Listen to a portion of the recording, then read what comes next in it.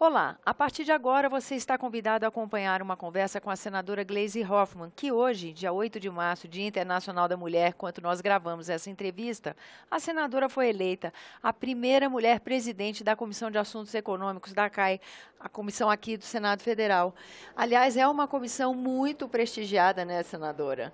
E que tem, eu imagino, que é a minha primeira pergunta para a senhora, um papel importante no momento em que o Brasil tem desafios da área econômica bem gritantes, né? A gente teve uma queda grande do PIB, estamos com desemprego, estamos com inflação, e acho que é um momento interessante para uma mulher estar atuando à frente dessa comissão, né? Com certeza. Um prazer estar aqui de novo na TV Senado, é de grande responsabilidade, né? Primeiro, eu fiquei muito feliz com a coincidência da data, né? Nós não tínhamos pensado em fazer a eleição, a minha posse no dia 8 de março, mas coincidiu que tinha reunião da comissão hoje, eu era indicada pela bancada do partido, do PT, e tivemos a eleição exatamente no Dia Internacional da Mulher. E a primeira mulher a presidir uma comissão de assuntos econômicos aqui do Senado. Isso me dá, ao mesmo tempo, uma alegria que eu dividi com todas as mulheres, as senadoras, as deputadas, as mulheres que lutam muito pela conquista do espaço, mas também muita responsabilidade. E como você disse, num momento em que nós precisamos refletir muito sobre a economia do país. Momentos de dificuldades, mas também momentos que nós podemos dar caminhos novos para o país, resgatar a sua economia, unir forças. Eu falei muito hoje quando me sentei à cadeira da presidência que, embora eu tenha posições muito definidas e sempre defendi o nosso governo, sou do PT, tenho posições claras, na presidência da CAI eu vou ter uma postura de mediação, porque nós temos que ver o que nos converge em termos de saída para a crise econômica. E eu acredito que todos os senadores que estão ali, todos os partidos, têm muito a contribuir. A agenda que a Casa monta, o presidente Renan Calheiros está num esforço junto às lideranças dos partidos para formar uma agenda que ajude, que seja o protagonismo do Senado, que ajude, seja uma contribuição para que o país supere a crise econômica, política. A senhora concorda que essa é uma crise onde essas duas vertentes se entrelaçam, economia e política? Concordo. E acho que a crise política é que fomenta a econômica, né? Porque o Brasil hoje tem as suas instituições mais sólidas, conseguiu vencer um problema grave secular, que era a pobreza extrema e a miséria, né? Conseguiu ter uma política de distribuição de renda melhor, uma política de salário mínimo, programas sociais estruturados. Nós temos uma pauta de exportação que o mundo inteiro precisa, porque é básica, principalmente alimentos.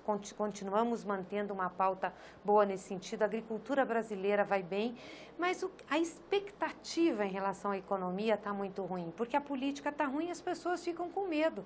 Será que eu devo investir no país? Não devo investir? Será que esse governo vai ficar ou não vai ficar?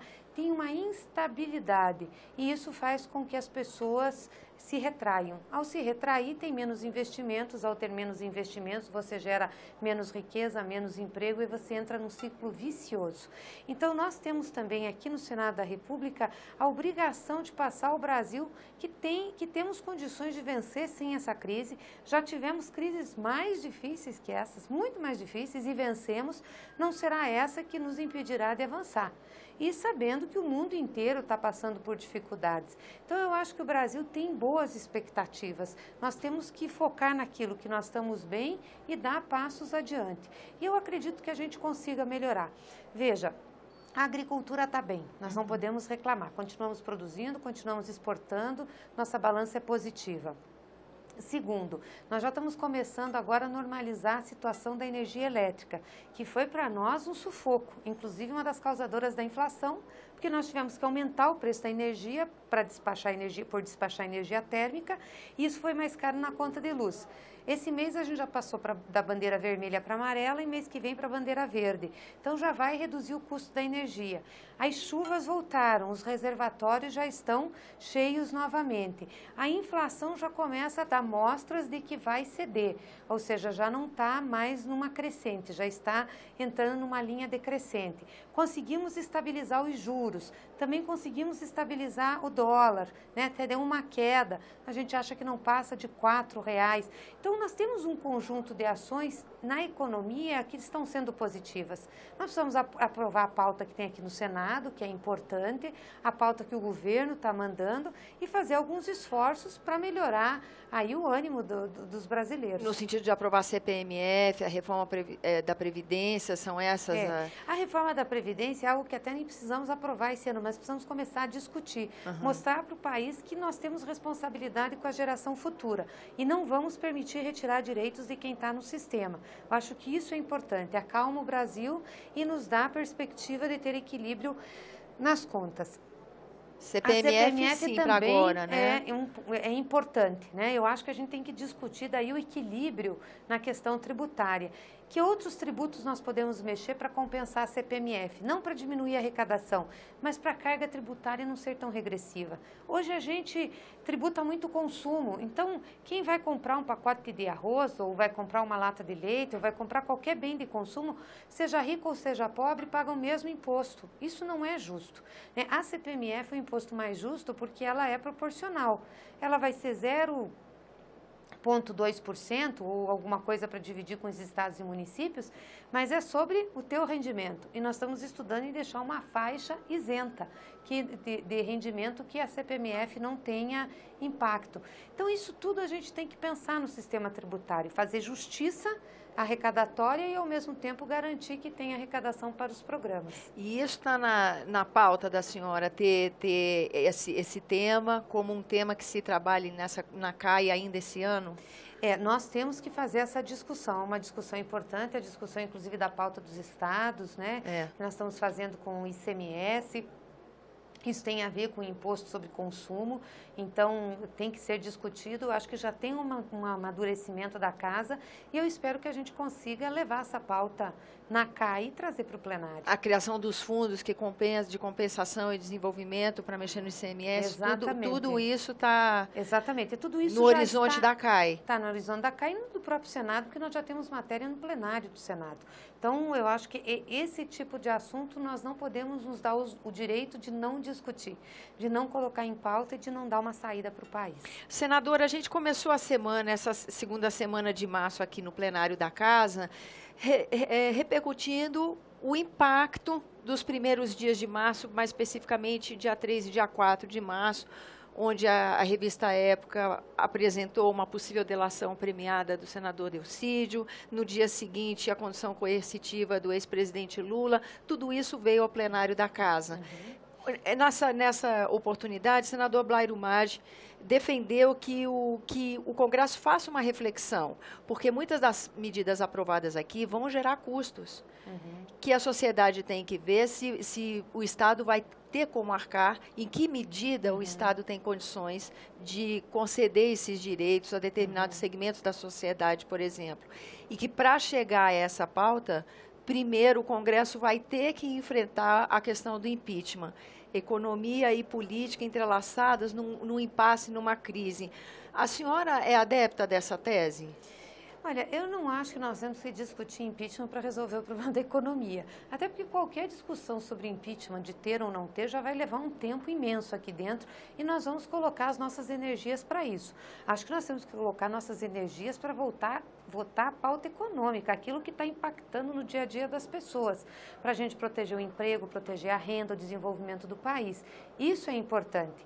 Concordo com o senador Blairo em um aspecto, que essa casa tem que ter responsabilidade fiscal, porque todo mundo sobe naquela tribuna e critica o governo, que o governo tem que cortar gastos, que tem que economizar, mas os primeiros que fazem despesas são os deputados e senadores, aumentando o orçamento, votando benefícios, votando projetos que têm impacto na despesa. A Câmara, principalmente, fez várias pautas bombas que nós chamamos. Ganharam esse nome, né? Ganharam esse nome. E aí veio aqui para o Senado para a gente segurar. Então, assim, há que ter responsabilidade pública de deputados e senadores. Eu sei que a gente responde à nossa base, à nossa representação, mas se a gente não tiver um pouco de cuidado, como dizia a minha avó, a gente mata a galinha dos ovos de ouro. Daí não tem mais quem bote o ovo de ouro. Então, precisa ter cuidado, não pode arrebentar o orçamento, né? Eu acho que o Senado pode equilibrar isso muito bem. Agora, falando em galinha de ovos de ouro, né? Por uma sondagem recente feita pela Confederação Nacional das Indústrias, 38% do parque industrial brasileiro está parado. Qual é a perspectiva de se enfrentar o desafio da desindustrialização, senadora?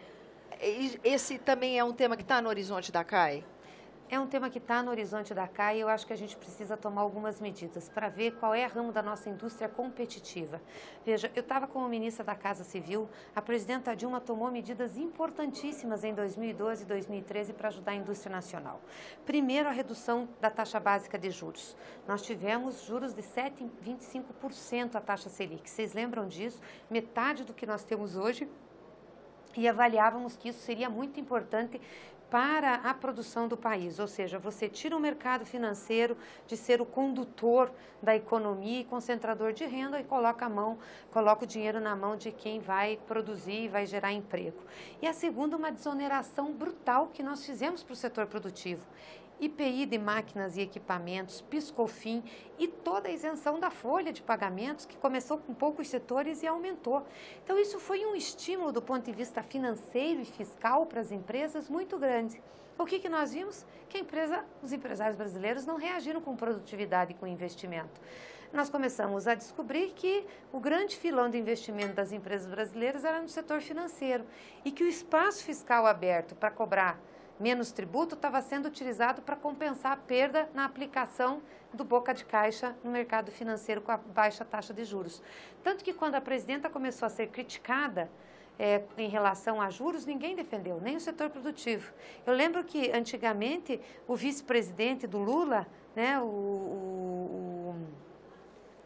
nosso vice-presidente, foi senador, gente? Foi senador nosso, agora deu um branco geral aqui, Jesus.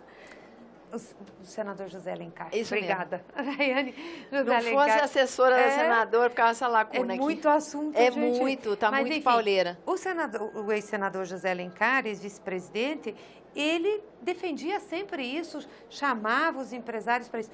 Quando a presidenta baixou o juro e que começou o ataque do mercado financeiro, inclusive externo, ninguém defendeu. Porque aí todo mundo estava dizendo, não, eu também perdi, porque não ia para a produção. Então, hoje, a quebradeira que nós temos de empresa não é responsabilidade só de governo, de carga tributária, de ambiente do país. É também do comportamento dos nossos empresários, da forma como a indústria nacional se comporta frente à economia.